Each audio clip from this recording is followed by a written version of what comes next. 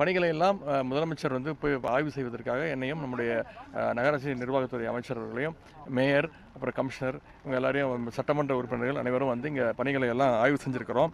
இந்த வடசென்னையை பொறுத்த வரைக்கும் இன்றைக்கி இந்த 18 கால்வாய்கள் 13 குளங்களை எல்லாம் நம்முடைய சென்னை மாநகராட்சி மூலமாக அதெல்லாம் சுத்தப்படுத்தியிருக்கிறோம், தூர்வாரப்பட்டிருக்கிறது.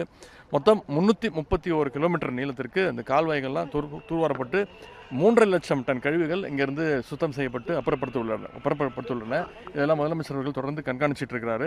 குறிப்பாக சோஷியல் மீடியாக்களில், சமூக வலைதளங்களில் பப்ளிக் அவங்க பொதுமக்கள் வைக்கின்ற அந்த புகார்கள், கோரிக்கைகள் எல்லாம் உடனடியாக கவனிக்க சொல்லி முதலமைச்சர் உத்தரவிட்டிருக்கிறாருங்க. அந்த வகையில் இன்றைக்கி வியாசர்பாடி அம்பேத்கர் கல்லூரி குளம், கேப்டன் காட்டன் கால்வாய், கொடுங்கையூர் கால்வாய் ஆகியவற்றை ஆய்வு செய்வதற்காக நாங்கள் எல்லாம் வந்திருக்கிறோம். எல்லா பணிகளும் துரிதமாக நடந்துகிட்டு இருக்கு. அடுத்த 10 நாட்களுக்கு பெரிய மழை இருக்காது அப்படிங்கிறத வானிலை ஆய்வு மையம் தெரிவிச்சிருக்கிறாங்க. எந்த அளவுக்கு மழை அதிகமாக பெஞ்சாலும் அதையெல்லாம் சமாளிக்கக்கூடிய அளவில் நம்முடைய அரசு செயல்பட்டு இருக்கு.